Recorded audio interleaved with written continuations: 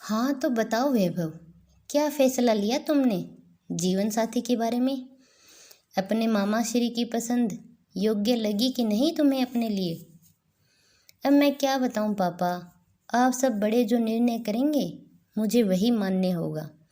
उसने नज़रें चुराते हुए अपने संस्कारी होने का परिचय दिया। नहीं वैभव बेटा, यह एक दिन की बात नहीं है, पूरी जिंदगी का प्रश्न है। आखिर जीवन भर साथ तो तुमने ही निभाना है उससे। तुम्हारी हाँ होगी तभी रिश्ता पक्का करेंगे। वैसे क्या बात हुई दोनों के बीच में अकेले में?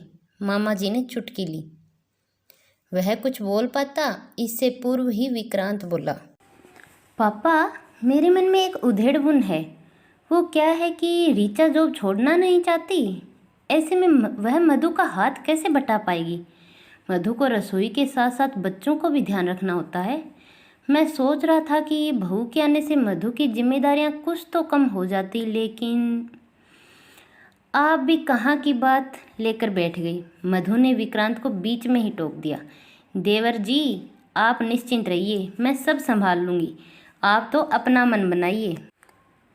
मामे की करीबी रिश्तेदार में थी रीचा, तो भला वह चुप कैसे रहती? देखो भाई, आप लोग वहाँ हामी भरो या इनकार करो, मुझे कोई फ़र्क नहीं पड़ता, पर इतना ज़रूर कहूँगी कि लड़की अच्छे घर से है, समझदार है, संस्कारी है। आप लोगों के सारे सवालों के जवाब उसने बड़े सलीके और आत्मविश्वास के साथ दिए। बड़ों के सामने मर्यादा का पूरा पालन किया है उसने। और जॉब की बात करें तो आजकल अच्छी जॉब के लिए लोग एड़ी से चोटी का जोर लगा देते हैं।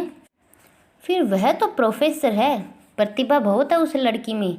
आगे वैभव समझदार है, फैसला तो उसे ही करना है।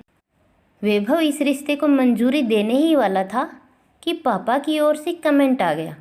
इसमें कोई संदेह नहीं कि लड़की सुंदर, सुशील और संस्कारी है, पर आप सबने इस पर गौर नहीं किया कि वह पूरे समय नज़रें नीचे करके क्यों बैठी रही। मैंने गौर किया है। उसकी एक आंख छोटी है, ये देखो। उसकी जो फ़ोटो हमें भेजी गई वो भी साइड पोज की है। उसकी वह आंख फ़ोटो में भी दिखाई नहीं पड़ रही है। उन्होंने रीचा की फ़ोटो सबको दिखाते हुए कहा। क्यों वैभव, क्या मैं गलत कह रहा हूँ? तुमने तो ध्यान दिया ही होगा उसकी आंखों पर, या उसकी खूबसूरती के आकर्षण ने तुम्हारी आंखों पर भी पर्दा डाल दिया था? तुम भी श्रीकांत, चांद की चांदनी की तारीफ करने के बजाय उसके दाग की ओर इशारा कर रहे हो। एक दाग से चांद के गुण क्या कम हो जाते हैं? हाँ पापा, मामा जी ठीक कह रहे हैं। हमें ऊपर की आंखों से ही किसी के व्यक्तित्व को नहीं परखना चाहिए। आपने भी तो हमें यही सिखलाया है।